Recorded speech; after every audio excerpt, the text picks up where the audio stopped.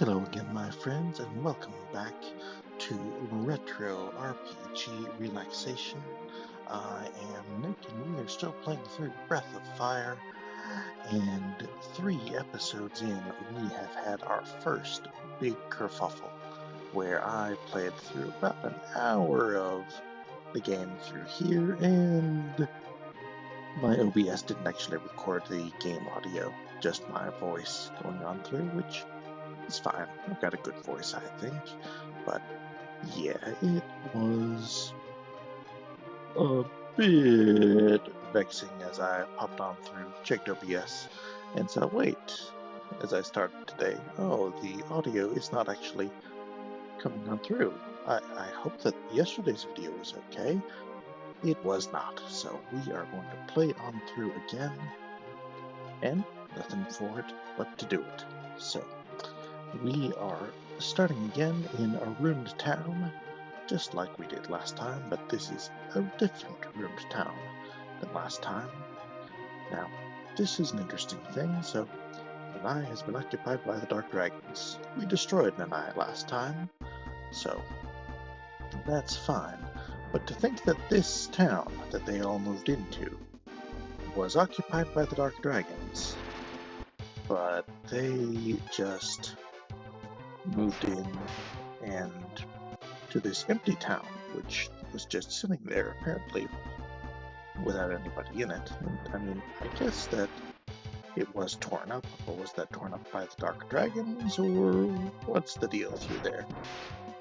It's not really clear, but very convenient that there's just like an empty castle in town just sitting there for you guys to move into. That's very handy. But well, getting through it. So once again, making our way through the world, and we last time destroyed the castle with this E-key. Now this E-key is actually one of the most important items in the game, especially in the early going, because you can select it when you're in battle.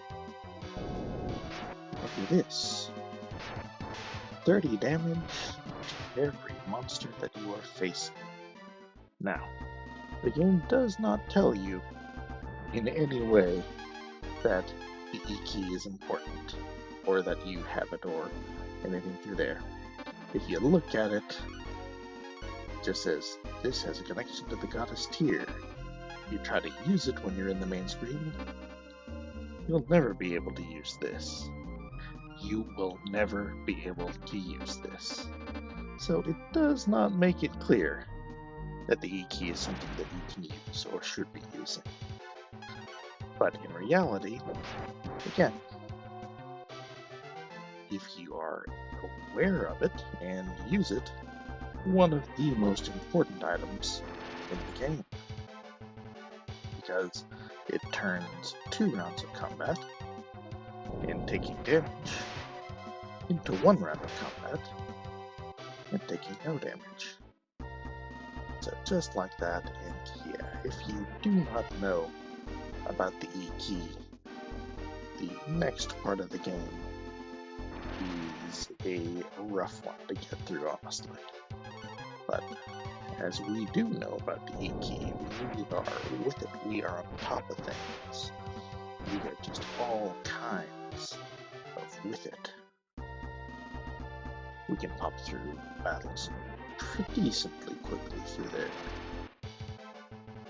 But the annoying thing is that at the moment, there are quite a lot of these random battles. We are already grinded up our hero a little bit through there to level 9, so we don't really need to be fighting everybody who's going to give us 3 experience for 3 slimes.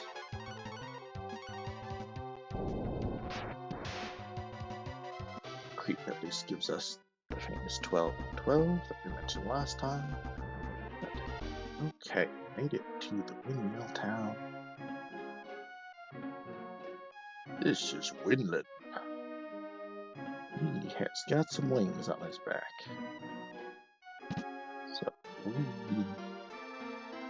as we are playing a JRPG, we have to go into every house and just see, is there anything there for me? You never can tell. So, generally humans will have something, in this case, just a fish, that we're gonna take and eat.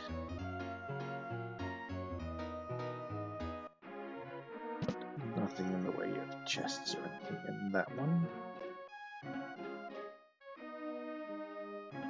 You can get to Skanda by land or by sea. There's a port to the east. Oh, that isn't convenient. I guess for winged people it doesn't matter too much. There we go, there's a chest. We got another V-Pitten, a bigger potion.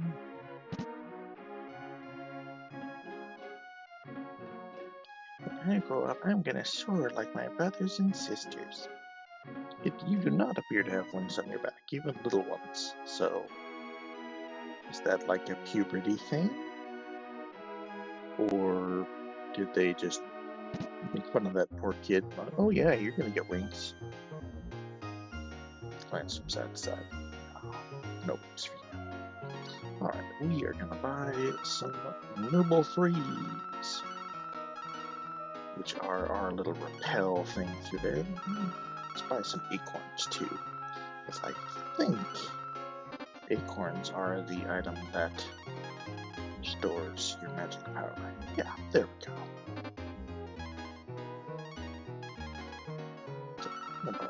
Why not? Okay, so we've got marble threes, we've got acorns. Do it now. Now, one of the things I mentioned the first time I recorded this, which is a little bit vexing. Well, we'll talk to the women shop person first. Nothing in here that's better than what we've got. In fact, it's pretty much the same as what we've got, which is again why it was important to buy that long sword when we were in the Dark Dragon City. But we bought some marble threes, which are the little rappel thing. Fruit, eat your fish. Just like that, we've healed 2 whole hit points, are back to full. But marble 3, you just get marble 3. Now there is marble 1 in the game. I believe it's an item that causes you to get an automatic critical hit when you use it. So, that's good. And so it does actually exist. But why wouldn't that be the first? Why wouldn't the marble 3 that you can buy in the shop, why wouldn't that be marble 1, rather than just saying marble 3? We get a clan of the wing. As adults, we can turn into birds. That's cool. The dark dragons have threatened us, but we won't give in to them. Can't use the tunnel leading to the next land without the king's okay. Okay, well, just need to get the king's okay. Since this is JRPG, there's no way to just jump down 8 feet to the little tunnel bridge thing through there. No. Impossible. The Wizard of Karma is helping the Dark Dragons. This is a bad sign. Yeah, well, karma is a bee, as they say. We haven't seen the king for some time. I wonder if he's okay. I mean, buddy, that is not something that you should probably be saying to somebody who just walked in off the street.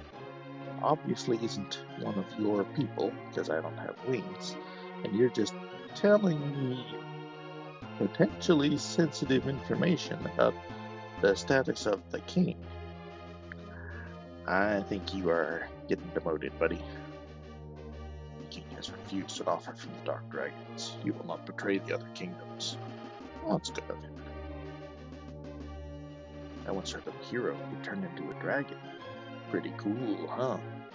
That is pretty cool, but you guys can apparently turn into birds, so yes, it's believable, sure. The backwards land of Romero is in the northwest. Why is it so backwards? Forest people have fled their land and built a village called Kantar. Okay, we got a little exposition there. Kantar, backwards Romero. Welcome to the Castle of Windland. You want to see the king? Please wait here. Princess Nina, the king has a visitor. Should I tell him the king is ill? No, if word gets out that the king's been poisoned, our people might panic. Keep this quiet until we can get the remedy. Now, this is perfect examples of Breath of Fire dialogue, because there are two people having a conversation, and it does not tell you which one is actually saying which line. You just have to figure it out yourself. It may be very difficult to find. Princess, our visitor has been waiting. Show him to one of the guest rooms, please, and ask him to stay. Princess Nina, are you going to look for the remedy alone? Don't worry, I can take care of myself. I'm worried about the princess. I'll find someone to help her. Thank you. Again, no indication about who is saying what. The king isn't here. Please wait until he returns. Oh, so when they said, we hope the king is okay, they mean, oh, he's not here. Right. He must be tired. He can stay here for the night. Okay, well, our hero is off to bed. So we'll awake and try and figure out what's going on through there. Well, I must do my part to save the king and the country. Oh, yep, we are now Nina.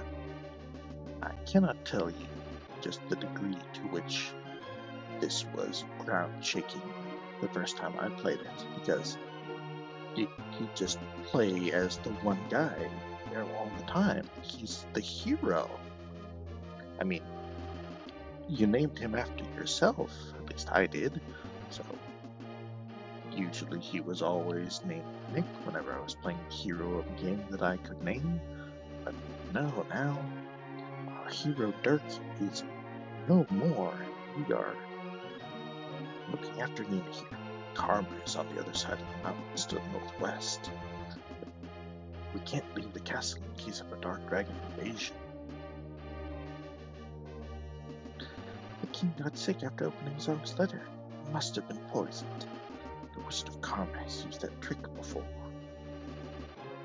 Since my illness, you've done your duties well. I don't have much time. Well, we are gonna look after it for you.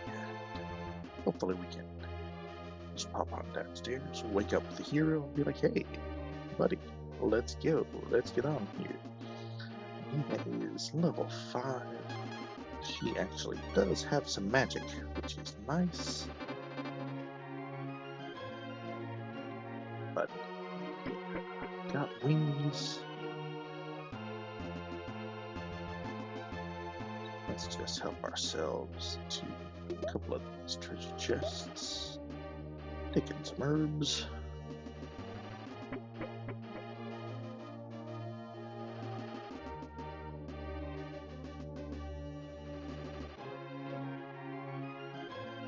There's just down here. Antidote. Herb. All of these people will all say the same thing, so I'll just talk to one of them. Princess Nina, what are you doing here at this hour? So, yeah, no matter who you talk to, they all just say that. So, one of the things I was reminded of the first time I played through it, so at least saved you me walking around trying to talk to all those people downstairs. Just pop on through and get into these chests. Sweet shield, sweet helmet, herb. Antidote. Let's throw some equipment on me here. He's got no shield. She's got one. Dropped our action all the way down to 2. That's a rough one.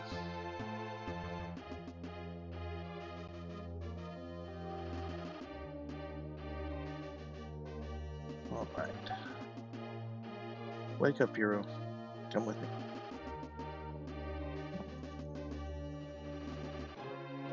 He's talking in his sleep. Someone's new girlfriend? Oh no, what if this boy who I've never actually met in person has a girlfriend? I'm strangely invested in that for some reason. Okay, we're gonna pop on through. Now, as you saw when I checked the thing, Nina's action rate is down at 2, which means we are going to make a poor investment through here. We're going to pay 500 to change the dress to a sweet gown. Fortunately, it is the exact same price, but that will hopefully bump our activity up a little bit. What was it? Yeah, 21. Big difference. So now we have a chance, and wouldn't you know it, we have all of the same items that the hero had, even the goddess key, which no one should have except for the hero. Let's pop on through, save our game real quick.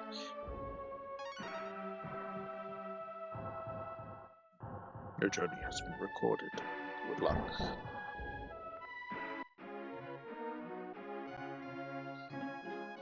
So now we're getting on through, and we are going to have, this is one of the parts I've been dreading, the same conversation that I had with myself last time. So one slide, let's show what Nina can do. 14 damage. Not great. So if she's doing on her own, she's gonna have a hard time in this cave.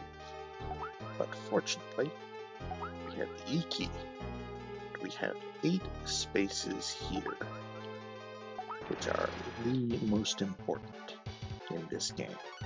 Because in these 8 spaces, we can encounter monsters here. And with the E-key, we can defeat all of the monsters immediately, which means that we can get some experience and things through here. Now, these 8 spaces are, again, super important, because if we go a little bit further, we get a little bit of help. We get people who are going to help Nina out with her adventure, that find someone to help her. A soldier is going to come through and deliver us as an assistance. But Breath of Fire is a little peculiar in the way that it doles out experience. So normally, like at the end of the fight, you see that you get your experience points, 36 experience points for this fight. And normally that would just give 36 experience to everyone in your party. Not so much in Breath of Fire. In Breath of Fire, it divides up that experience between the party. So, say if we had our hero here with Nina, they would both get 18 experience instead of 36 experience from those beak boys.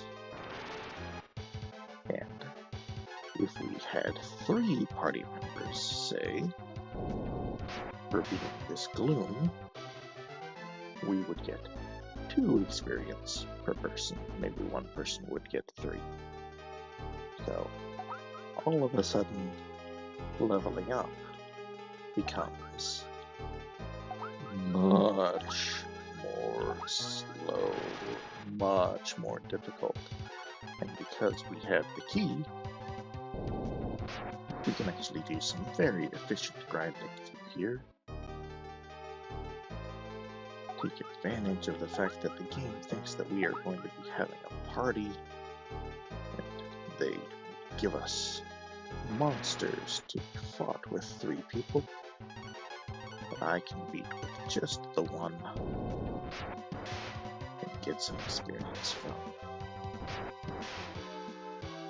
So, 31, there's our first level, level 6. Figure 1, wisdom up 2, luck up 3, luck up has been learned. Very nice. So yes, we want to get Nina up to level 7, potentially level 8, depending on what luck we actually have getting these monsters. This is just super duper important. Because otherwise, Nina is kind of a drag on the party in very important ways as the game goes on. But if we take care of it here, no drag, we are set up. Nina can be a very, very important part of the team going forward. Now, just you can tell how 90s this game is because we've got a princess character, all good, very inclusive, having female representation, but decked out in pink, from the headband to the outfit to the boots. And of course, the boots are only covering the feet so that the legs, even in 16-bit sprite glory, are exposed through there, and our back sprite on there. So just, yeah, we're making choices, early 90s choices, with our hero through here. Not that there's anything wrong with wearing pink and showing off your legs, but maybe not the best thing to go into, like, a cave of monsters with. And again, I cannot stress enough that the game does not tell you about the E-key. It tells you you'll never be able to use it. So if you don't accidentally stumble upon it,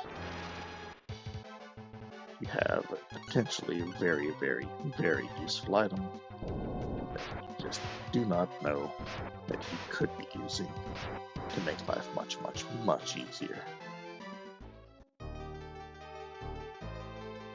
It also does not tell you anything about these 8 steps. This is purely trial and error. For me, when I was playing this as a child, trying to figure out, once I had figured out the E-key thing in a previous playthrough, like, oh, well, they are splitting the experience, so maybe I can get Nina strong through here, because with the other people joining the party, she's a little bit of a drag, dragging them down. But we get her strong, we can not only get her leveled up, we can learn some important magic spells.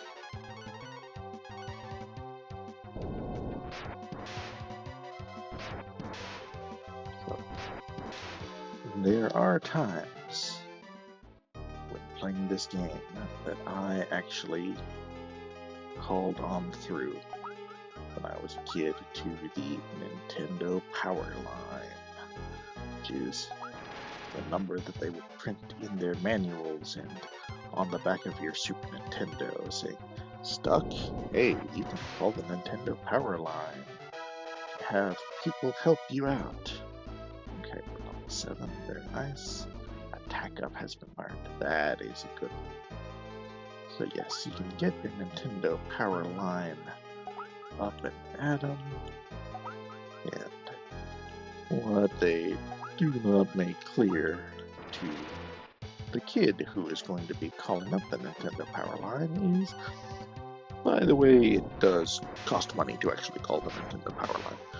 So you have to go through all of your menus, you have to go through all of the things through there to actually select the game that you want, Breath of Fire, to get on through and go through the menus to ask about the part of the game that you're having issues with. In my case, I was a good bit further in the game, and I did not have nearly enough money to buy the item that I needed to buy. So I was going on through and just calling up and saying, okay, well, how do I get enough money to buy this item? And they told me in depth all of the things that I could do to buy this item. And to its credit, it was very helpful. All of the stuff that they told me was good, but then the next month, there was a phone bill, and I had been at my grandparents' house when I called the Nintendo Power line, and so I wasn't in huge trouble because, again, I didn't really know the deal on that, but yeah, there was a little bit of a talking to young Nick, like, oh, the Nintendo Power line actually costs money. Grandmom and Granddad got charged $20 so that you could try and get through Breath of Fire. So let's not do that in the future, or at least let's not do that without asking permission first, which very fair. So that is the story of Breath of Fire and the Nintendo Power Hotline. But the Nintendo Power Hotline does not tell you about these 8 steps here, which I snake on through because that's what I did when I was a kid, because I thought that it would increase the encounter rate or something, and now I just do it now because it's habit at this point. You just have to do it. Alright, we have round up a little bit to there. Let's check 736. Yeah. Level 8 is a long way off, so we'll do one more fight. And then we will move on through our cave here.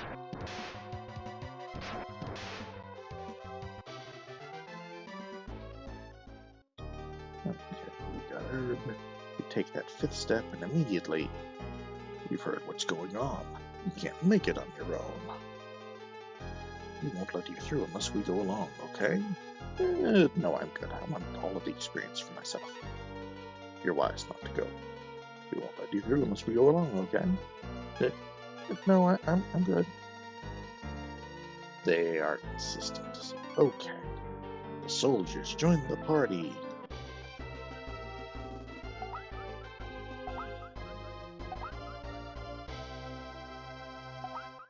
Very triumphant music for having our first party members of the game, but don't get too attached to them, because these fellas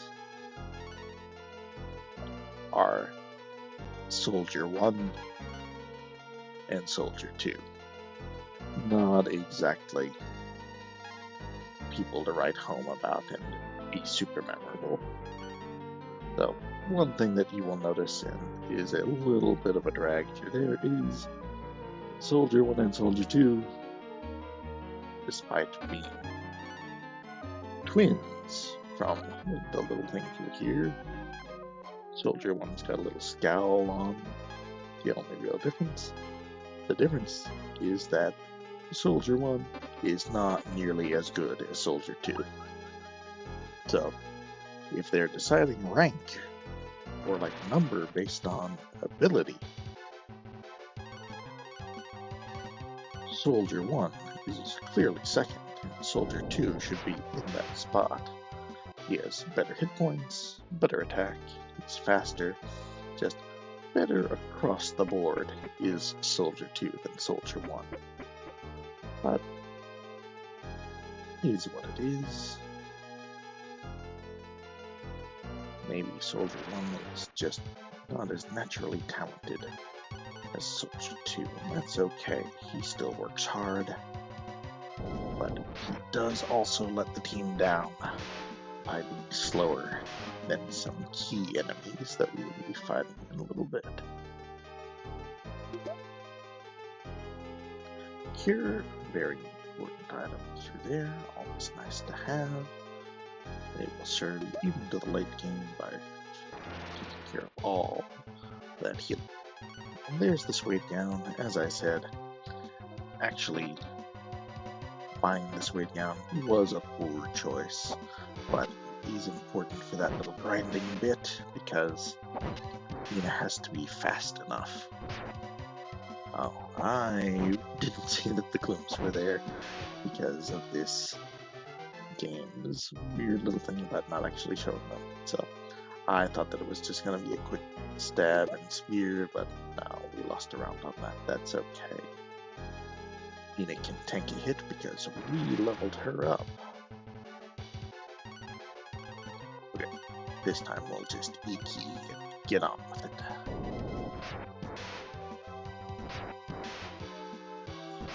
Once we hit level 8, I will probably marble 3 our way through this. Let's go on through to this random chest here.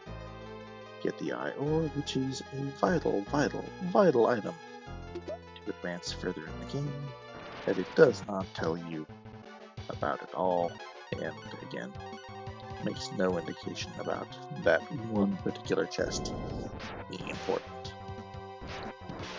The quality of life and extending the duration of play for games in the 90s, because we do not want you to beat this game in the time that you can rent it from Blockbuster. We want you to actually have to buy it. And so, my dear mother did indeed buy the game for me. Very nice. Thank you, Mother. And here I am, still playing it decades later, so at least on that one, I think we can safely say that we got our money's worth, because across the systems and everything that I've played it, I've put in hundreds, potentially 1,000 hours into this game, just playing it over and over again, because I really liked RPGs and I didn't have very many of them. Back in the Super Nintendo days, I did not Final Fantasy until Final Fantasy VII, so I wasn't aware of that. I didn't Dragon Quest until Dragon Quest VIII, so again, late to the party through there. Breath of Fire was my jam. Breath of Fire and Mario RPG were my first 2 RPGs, and this was the first one, so the beginning of a long and fruitful partnership that ended when I didn't get Breath of Fire 3 because it was on PlayStation, and I didn't have a PlayStation for, again, a number of years. And when I actually got it, I kind of forgot that Breath of Fire 3 was out and released, so unfortunate, but it does mean that the first 2 games, at least, I have very good memories of. It just means that I spent even more time playing Breath of Fire 1 and 2. Got our Bolt Sting there. But yes, between my dad providing commentary on the item names and experience points and gold points, making fun of the little bits of convenience there, saying that the experience points and gold pieces were heaps and deeps, calling the herbs that we picked up herb. Herb found, herb acquired, and my mother buying the game, my grandparents paying the bill for $20 for my Nintendo Powerline call. Breath of Fire was a game for the whole family, one way or another. Alright, this is Romero. Karma is west of here, and Agua is in north. Well, let's try and find out what makes this town so backwards. The wizard used a potion to turn the dead into zombies. That's pretty backwards. The girls of the village have gone.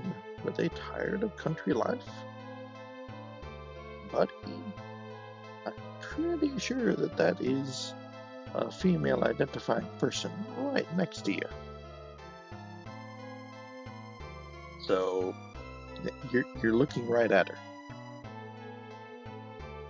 The girls disappeared after the wizard began using his potion. My girlfriend's gone. Think she's met someone else? Yeah, probably a wizard. Yeah. A little bit of immature fun that we had back when we were playing the game the first time is doing this and making it look like the pacing guy is part of our party. Ha ha ha. Good times. We were very easily amused when we were a child. Okay, save our game through here.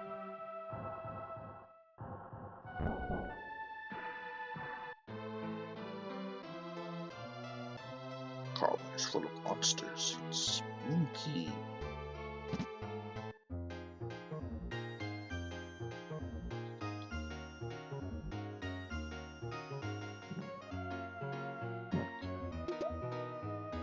So now we do actually have some party members, so staying in an inn can be cost effective, but at the same time we have the E key, so we didn't take any damage, or we took one hit while we were doing our exploration through there. Why is this hole here? That's what he said. Ho ho ho. We live here secretly. There are quite a few of us. What a mess. These jars are out of order and the map is missing. 1, 2, 3. Okay. So by quite a few of us, you mean 3. Okay. And oh, we've got the map. And we're not going to give it back to that guy. We can't even if we wanted to.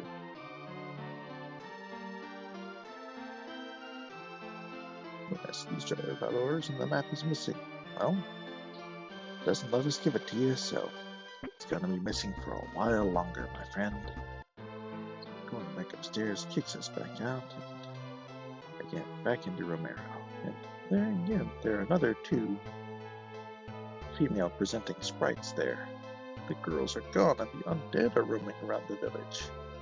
Did the wizard just hypnotize people and think that the girls are zombies? Looks like it to me. Everyone in the village calls me Grandma. Do you want me to ask them to stop? Or are you just introducing yourself as Grandma? Either way, hello.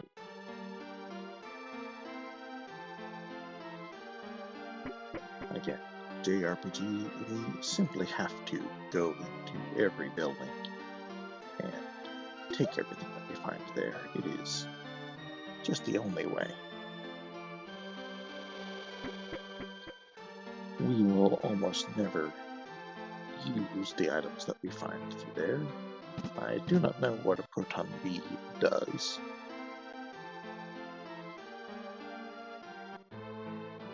Just a dude sleeping in there. You can sleep in there. Let's see. Shop? Got anything? Could buy a rapier. Could buy a gown.